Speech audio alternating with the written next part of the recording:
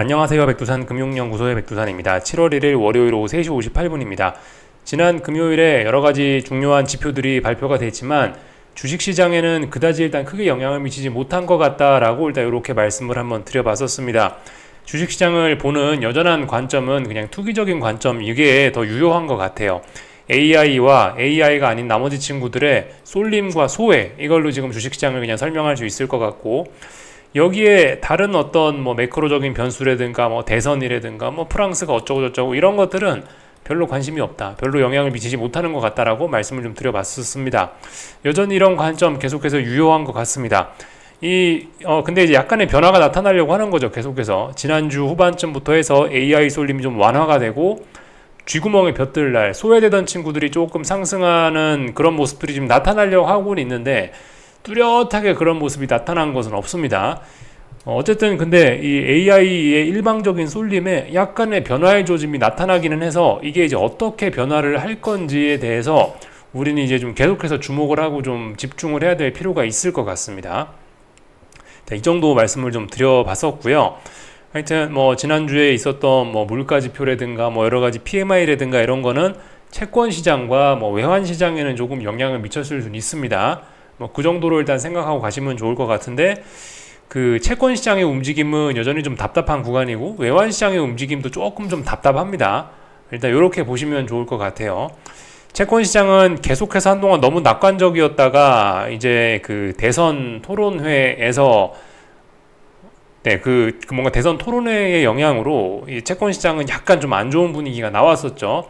그렇지만 하루 안 좋은 분위기가 나왔다라고 해서 지금까지 좋았던 분위기가 완전히 하루 만에 죽어버리는 건 아니고, 여전히 어떤 낙관적인 분위기를 채권 시장은 계속해서 영향을 받고 있는데, 한동안 너무 지나치게 낙관적이었기 때문에 더 이상 낙관적으로 가진 못하고 조금 움직임이 좀 둔화가 돼 있고, 오히려 이제 채권 시장은 조정, 그러니까 금리가 조금 올라갈 수도 있는 그런 위기에 단기적으로 좀 처해 있습니다. 달러는 이게 미국이 좋다라는 뚜렷한 지표가 나와야지 본격적으로 달러가 좀 오를 수 있는데, 사실 이런 지표보다는 미국이 뚜렷하게 좋다라는 이런 지표보다는 사실 유럽이 좀 안 좋대더라, 일본이 좀 안 좋대더라, 이러한 지표들 때문에 달러가 올라가고 있는 거라서 달러의 움직임도, 달러 강세 자체가 지속되는 건 맞는데 움직임 자체는 좀 상당히 둔화가 되어 있는 그런 상황입니다. 그래서 이제 결론적으로 전체적인 총체적인 이야기를 해보자면 다 혼란합니다. 그죠? 주식시장은 AI 쏠림이 좀 변화의 조짐이 보이는데 어떻게 할까를 고민하고 있고, 그리고 채권시장도 약간 좀 애매한 그런 움직임, 뚜렷한 방향성보다는 그냥 뭔가 어떤 방향성을 고민하고 있는, 힘을 모으고 있는 그런 모습, 외환시장도 그런 모습입니다. 그런 와중에 이제 이번 주에는 어떤 이벤트가 있나 해서 쭉 봤는데 특별한 이벤트는 없더라고요. 미국 증시 휴장이 있더라고요. 오히려 미국 증시 휴장이 제가 알기로 목요일인가 그렇게 예정이 되어 있고, 그리고 중요한 게 있긴 있습니다. 금요일 날에 미국 고용지표가 발표가 됩니다. 지금이 7월 첫째 주잖아요. 매월 첫째 주에 발표가 되는 그 고용지표이죠. 논판 페이롤스하고 실업률하고, 그게 아마 발표가 될 겁니다. 금요일 날 그 지표가 조금 중요할 거예요. 그거 외에는 이번 주에는 특별한 일단 증시 일정은 없어 보입니다. 그리고 제가 알기로 금요일이거든요. 역시 금요일날 한국의 삼성전자가 잠정 실적 발표한다는 걸로 일단 알고 있습니다. 그래서 금요일날 주 후반에 좀 중요한 이벤트가 많이 몰려있죠.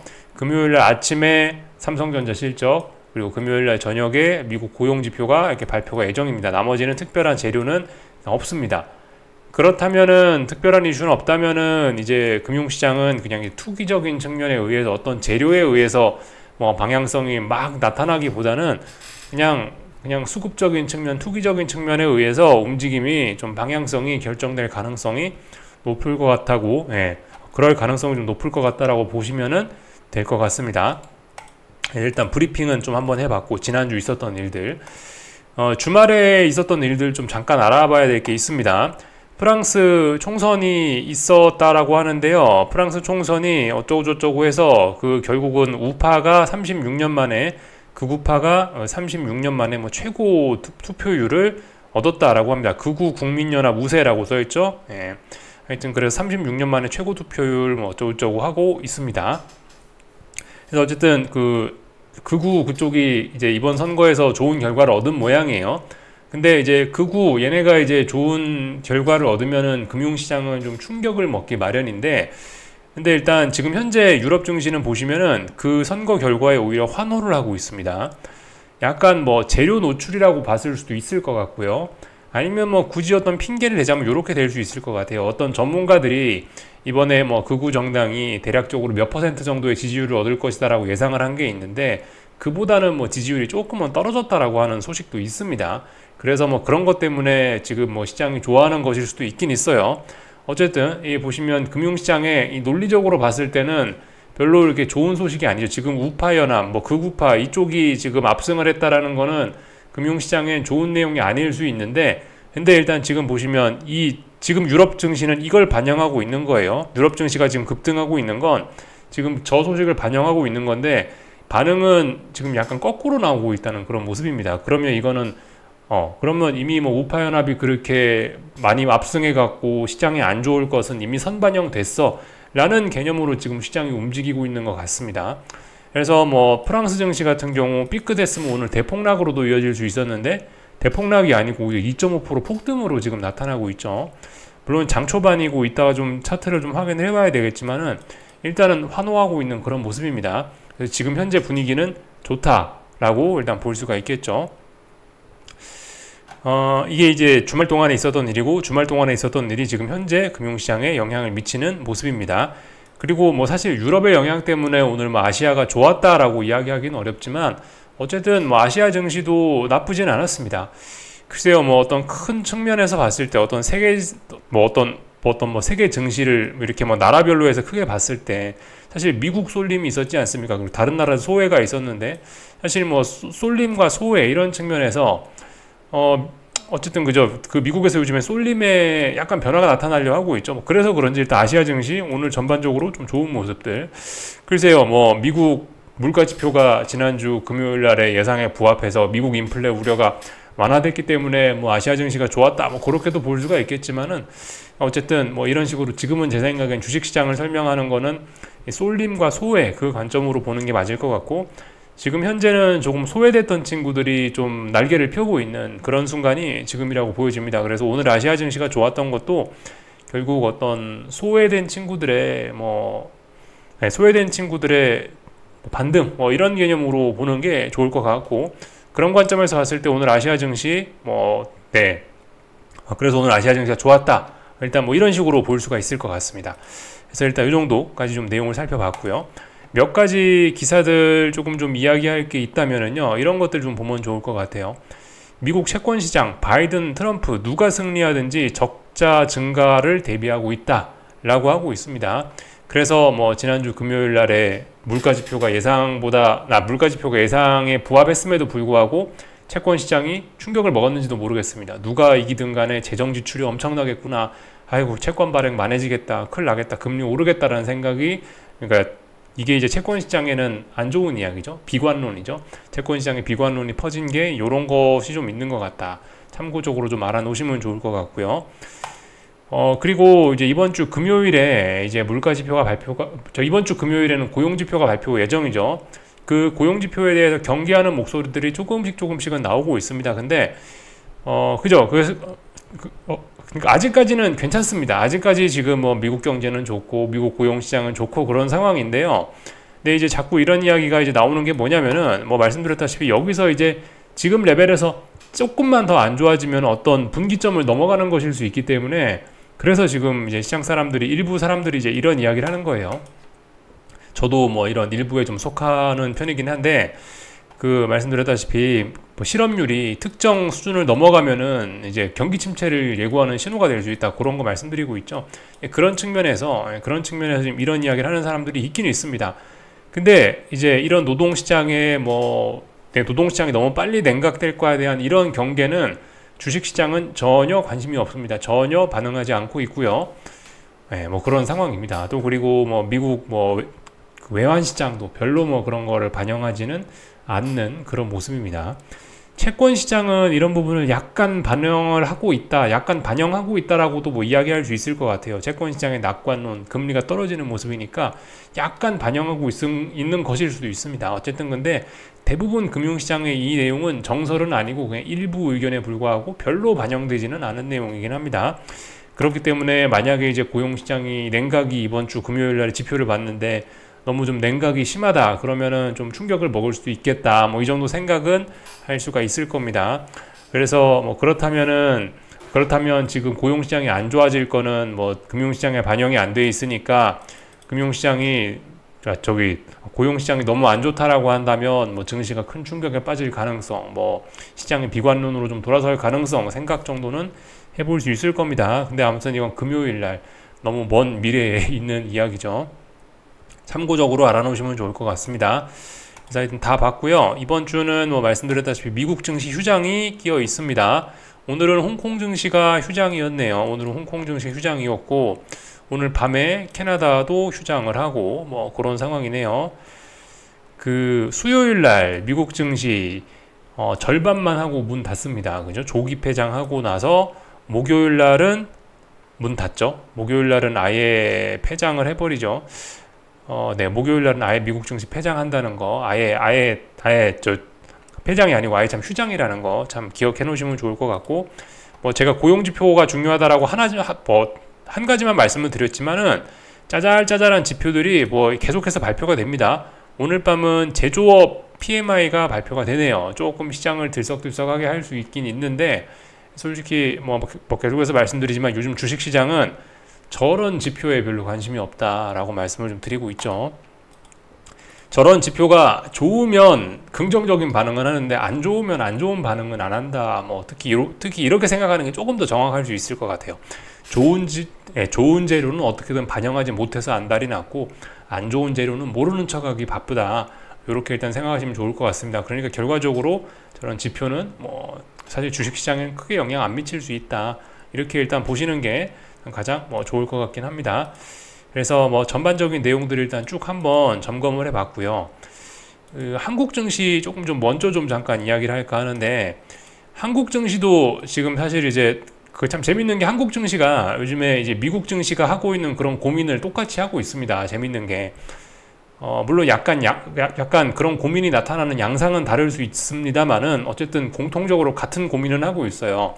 재밌는 게 한국 증시는 코딱지만한 시장임에도 불구하고 코스피는 나름 IT 빅테크와 비스무리한 그런 성향을 좀 가지고, 왜냐하면 하이닉스와 삼성전자를 보유한 지수이기 때문에 약간 나스닥 냄새 나게 좀 움직이고, 코스닥 지수는 약간 좀 어떤 중소형주 냄새나게 비슷하게 좀 그렇게 움직이고 있습니다. 러셀 지수 냄새나게 그럼 좀 그런 비스무리한 그런 냄새를 풍기면서 움직이는 게 있어요.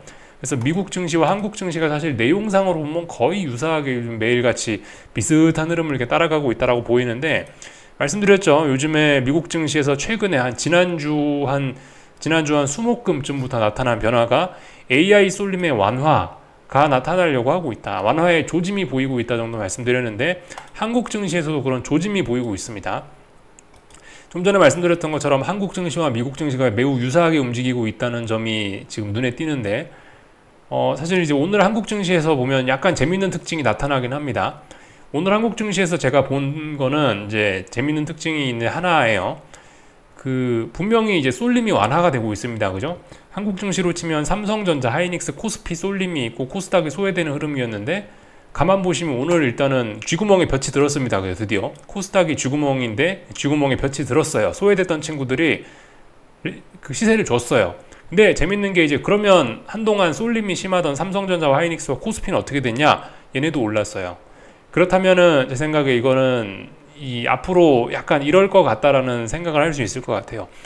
이 AI와 소외된 친구들이 같이 상승하는 거, 같이 다 같이 대폭등하는 거, 이런 시나리오를 좀 생각을 해볼 수 있을 것 같습니다. 뭐 다 같이 대폭등일지 모르겠지만 일단은 그러니까 예를 들어 우리가 상식적으로 생각을 해보면, 야, 지금까지 AI만 올랐고 다른 친구들은 빠졌으니까 이거의 반대급부의 흐름이 나타난다면 AI는 떨어지고 소외된 친구들만 오르겠네 라고 생각할 수 있잖아요. 그냥 상식적으로 우리가 생각을 해보면은. 근데 이렇게 보는 게 아니고 지금 오늘 나타난 흐름은 AI 오를 거야, AI가 빠질 생각은 없어.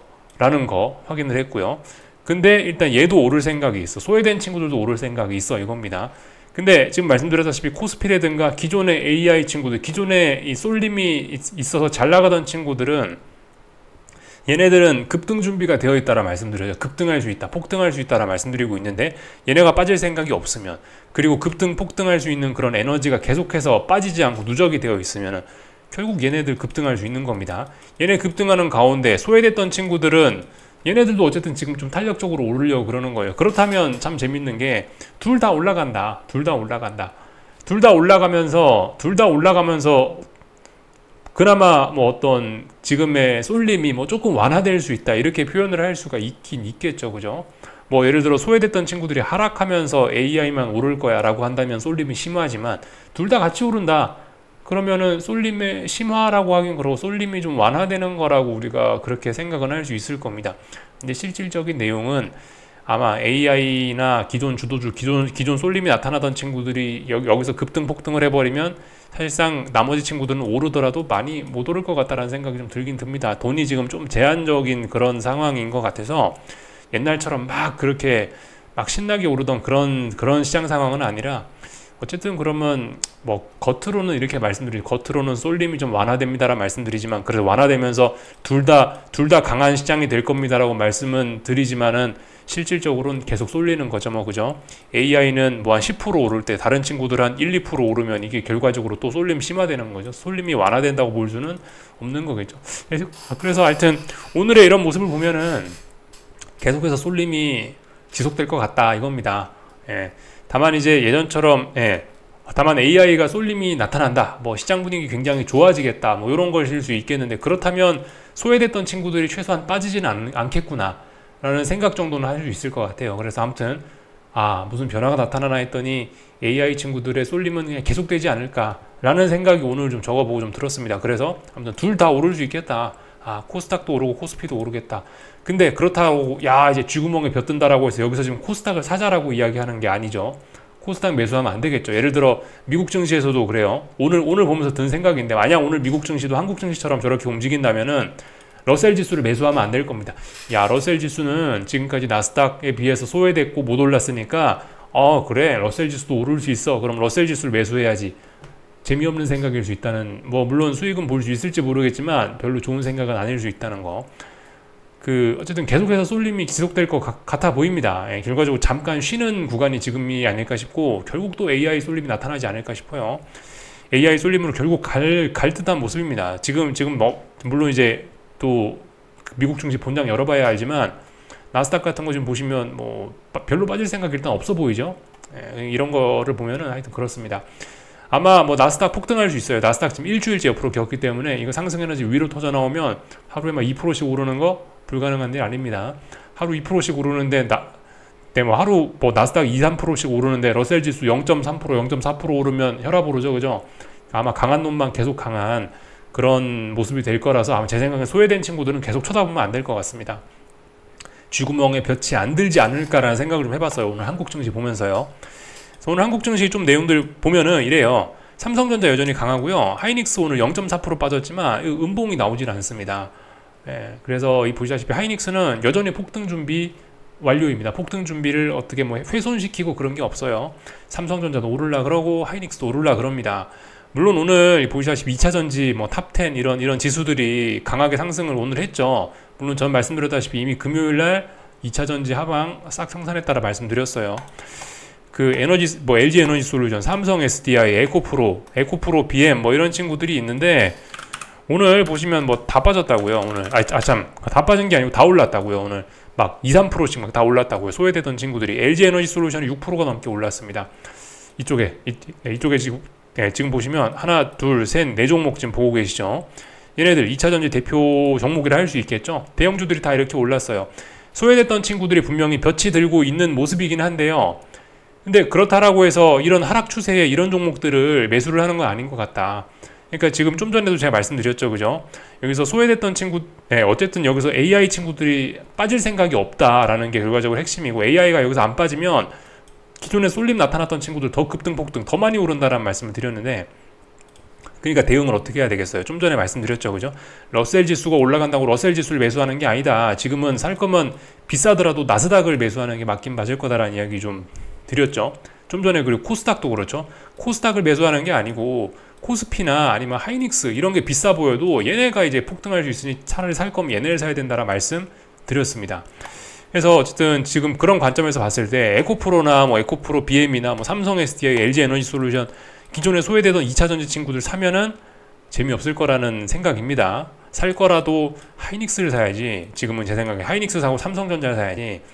에코프로 친구들이나 이런 소외되던 친구들 갈 거라고 얘네를 사면은 안 될 것 같다. 쏠림 계속 나타날 수 있습니다. 계속해서 쏠림, 하이닉스 쏠림 끝까지 나타날 겁니다. 어디까지? 아마 뭐 대폭등 해가지고 저기 아마 불꽃 슈팅 보는 그때까지 아마 오르지 않을까라는 생각이 들어요. 그래서 하여튼 지난주 금요일에 보면서 지난주 금요일날 미국 증시를 보면서 AI 쏠림의 끝자락이 아니냐라는 생각을 말씀을 일단 살짝 좀 드려봤고요. 오늘은 이제 여기 약간 살을 덧붙여갖고 소외됐던 친구들이 AI가 오르는데 오를 거냐 떨어질 거냐, 소외됐던 친구들이 오를 거냐 떨어질 거냐에 관련된 관점까지 약간 더해서 이야기한 건데, 소외되던 친구들이 여기서 떨어질 모습은 일단 안 보인다. 그래서 일단 둘 다 올라가긴 둘 다 올라갈 거다. AI고 AI가 아닌 친구고 일단 둘 다 올라가는 장이 나타날 건데, 나타날 가능성이 높아 보이는데, 근데 어쨌든 AI가 오르면 훨씬 많이 오를 거기 때문에 주식을 살 거면 소외된 친구들 사면은 안 될 거다라는 이야기를 좀 드리고 있습니다. 아무튼 지금 이제 시장에 관련된 이야기를 좀 드렸는데, 지금 이런 이야기들은 사실 굉장히 좀 단기적인 관점의 분석이에요. 그죠?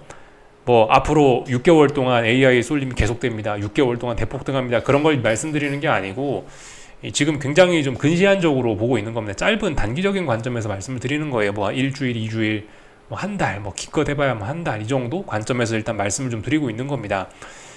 아무튼 뭐 저도 요즘에 뭐 단타를 이래저래 좀 많이를 하고 있는데, 아무튼 지금 이제 좀 비교적 단기적으로 좀 많이 좀 말씀을 좀 드리고 있는 이유가 이제 많이 좀 단기적으로 말씀드리고 단타도 제가 요즘 조금 자주 하고 있는 이유가, 물론 뭐 현금이 생겨서 없던 현금이 생겨서 그런 걸 수도 있는데, 단순히 현금이 생겼다고 이렇게 단기적으로 보고 뭐 더 뭐 그런 건 아니고요.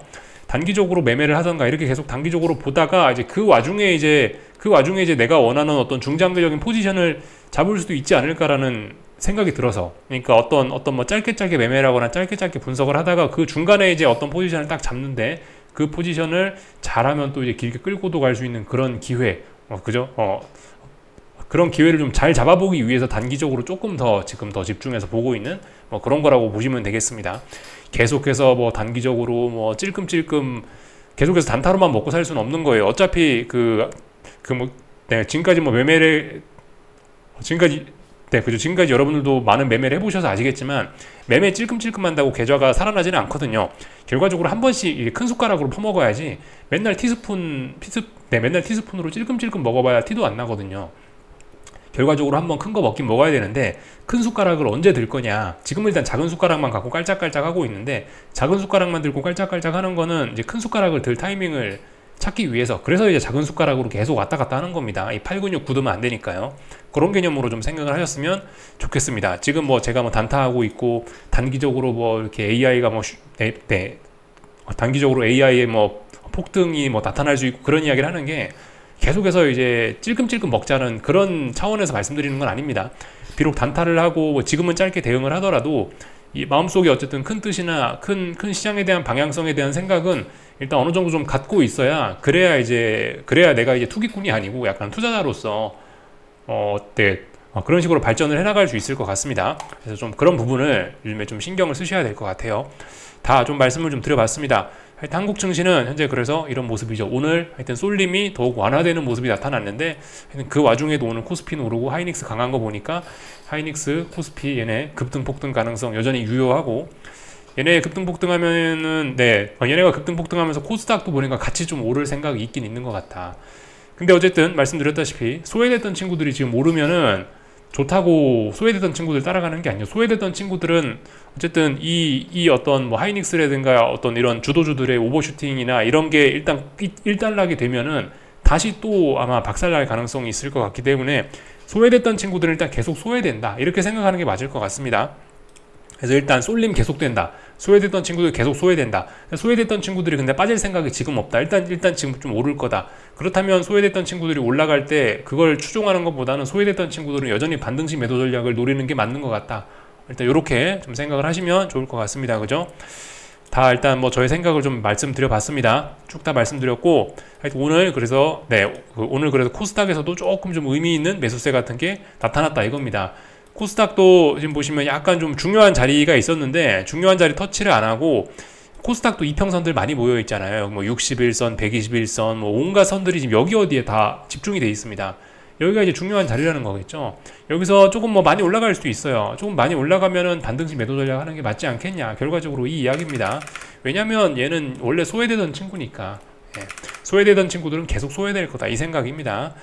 그래서 뭐 다 말씀드려 본 것 같고, 일단 어쨌든 조금 의미 있는 매수세가 올라온 거니까 위로 올라가겠다라는 그런 의미로 볼 수 있겠죠. 그죠? 그러니까 일단 위로 올라가겠다. 근데 그 와중에 코스피가 빠지려고 하냐? 코스피는 더 오르려고 그런다. 코스피 오늘 양봉이다. 하이닉스 빠질라 그러냐? 아니다. 하이닉스도 오르려 그런다. 그러니까 얘네 급등 나오면서 코스닥도 같이 좀 올라갈 수 있겠다. 그러면 그죠? 그러면 일단 다 같이 막 올라가는 그런 굉장히 강한 강세장이 나타날 가능성 있을 수 있겠다 싶습니다. 다 말씀드린 것 같아요. 뭐 당연히 풋옵션들 죽었겠고, 풋옵션들이 이제 변동성이 터지면서 여기서 막 이제 시장이 급등할 수 있는 그런 모습들 가능하죠. 물론 이제 지금은 변동성 지수가 막 죽고 있습니다만은 아직까지는 뭐 이제 아마 만약에 코스피가 여기서 급등을 하게 되면은 변동성 지수의 하락도 일단락되고 슬슬 하방 경직성 만들긴 할 겁니다. 그래서 변동성 지수가 올라가긴 할 건데, 아마 변동성도 커지고 변동성 지수가 올라가긴 할 건데, 꼬라지 보니까 지금 당장은 일단 아니다. 그죠? 일단 이런 거 우리가 좀 대충 확인을 했고요. 일단 환율은 뭐 보니까 일단 약합니다. 약하다는 게 원화 강세가 나타나고 있습니다. 그래서 일단 좀 더 빠질 생각이 있다. 이쯤 됐으면은 조금 좀 단기적으로 보실 분들은 이쯤에서 이제 슬슬 뭐 비중 축소 이런 거를 생각하는 게 좀 이제 일반적인 논리적인 보편적인 그런 대응이 될 수가 있을 겁니다. 근데 그냥 개기실 분들은 뭐 조금 더 개겨도 문제는 없을 것 같긴 합니다. 어쨌든 그죠? 이게 달러 강세 자체는 일단 맞아 보입니다. 이게 속도가 좀 느리고 뭐 그래서 그렇지 달러 강세가 계속해서 지속이 될 생각은 있긴 있는 것 같아요. 그 일본 재무성인가 거기서 어떤 뭐 보고서를 냈는데 지금까지 한 달간 외환시장에 개입 한 번도 안 했더라고요. 일본은 포기한 모양입니다. 일본은 외환시장 개입에 포기했다. 이렇게 일단 볼 수 있을 것 같아요. 하여튼 일본이 계속해서 그러면서 지금 이거는 N1 환율인데요. 원화 초강세, 엔화 약세가 나타나고 있습니다. 이해가 안 되지 않죠. 지난번에 아무튼 말씀드렸는데 이 자리는 굉장히 매력적인 자리인데, 초강력한 어떤 의미 있는 매수세가 나오는 게 맞는 자리인데 여기서 매수세가 없다. 그러면 레벨 다운되고 죽을 수 있다라는 이야기 드렸는데, 결과적으로 이쯤 됐으면 지금 전저점입니다. 이거 죽겠다는 의미거든요. 그렇다면 얘가 지금 보시면 이제 이미 일봉상에서는 이제 신저가라서 보이지도 않아요. 일봉상 차트에서는 보이지도 않습니다.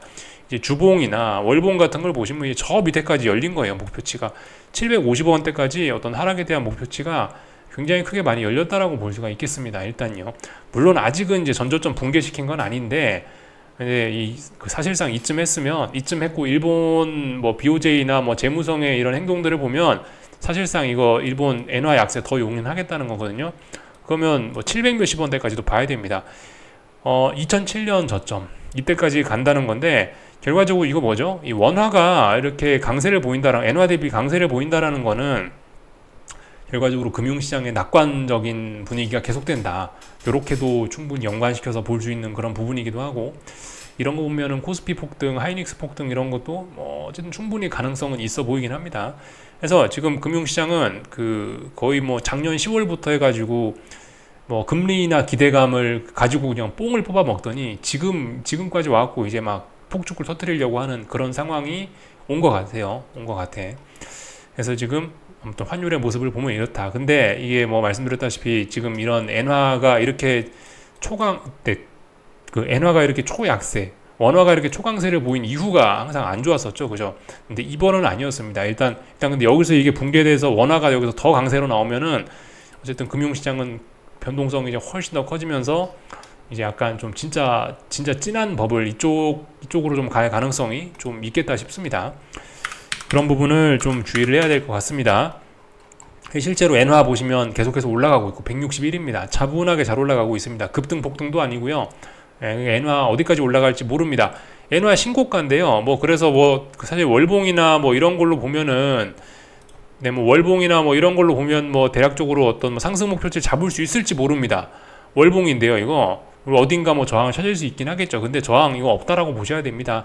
이런 신고가 랠리 목표치 어딘지 우리가 함부로 잡을 수 없습니다. 못 잡습니다. 그냥 끝까지 올라간다라 보시면 될 것 같고, 제가 뭐 나스닥을 상승 목표치 뭐 말씀드리나요? 나스닥 상승 목표치 없어요. 이거 2만 넘었는데 이런 거 신고가 랠리 계속 진행 중이기 때문에 이런 거는 상승 목표치 없다. 상승 목표치 이건 올라가봐야 이건 뭐 가봐야 아는 겁니다. 이건요.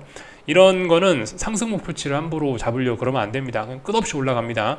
이런 게 지금은 일단 주식시장이 워낙 분위기 좋으니까 악재로 보니까 해석하지 않고 좋게 해석하는 것 같은데, 나중에 아무튼 이런 건 매를 몰아서 맞을 가능성이 좀 있어요. 그렇죠? 일단 지금은 근데 문제로 삼지 않고 있다. 근데 이제 이 중국인데요. 달러 위안 환율인데 중국은 조금씩 외환 시장에 구두로나마 개입을 하긴 하더라고요. 나는 저 환율이 불편하다라고 계속해서 어필을 하긴 하더라고요. 근데 뭐 별로 영향은 없는 것 같습니다. 약간 속도는 둔화될지 모르는데 계속해서 올라가긴 올라가는 모습이에요. 위안화 약세도 지속되고 있다. 이렇게 일단 보실 수가 있겠습니다. 중국 증시는 뭐 한동안 뭐 이제 그 보시면 급락 위기기도 했는데 중국 증시까지 이렇게 오늘 올라오는 모습입니다. 그리고 그 미국에 있는 그 ETF 그 추종하는 그런 지수들을 봐도 급락이 나와야 되는데 급락이 안 나오고 있어요. 그만큼 지금 세계 증시가 어떤 분위기가 참 홍콩은 참 오늘 참 휴장이었죠. 그래서 오늘 참 거래가 안 됐네요. 이건 참 전날 값인데, 하여튼간 오늘 이 중국 증시 이런 것들 보시면은 전반적으로 다 지금 급락할 때였는데 급락이 아니고 오히려 더 올라가고 있다. 그러니까 그만큼 지금 뭔가 금융시장이 다 같이 동반 손잡고 올라가는 그런 모습을 보이려고 하는 것 같은 그런 모습입니다. 그런 것들 좀 일단 봐두시면 좋을 것 같습니다. 그리고 일본 증시는 뭐 약간 약하지만 어쨌든 위로 올라가는 이런 흐름 자체는 크게 지장이 없습니다. 다만 근데 그죠, 얘는 신고가는 아니죠. 얘는 위쪽에 저항이 있고 이러다 보니까 대략적으로 상승에 대한 목표치를 어렴풋이나마 잡을 수는 있습니다. 네, 아무튼 이런 친구들 좀 약하지만 잘 올라가고 있어요. 다 본 것 같고요. 유럽 증시 조금 전에 기분 좋게 개장했죠. 어쨌든 상승 탄력이 좀 없어서 그렇지 위로 분명히 올라가고 있습니다. 유럽 증시 독일입니다.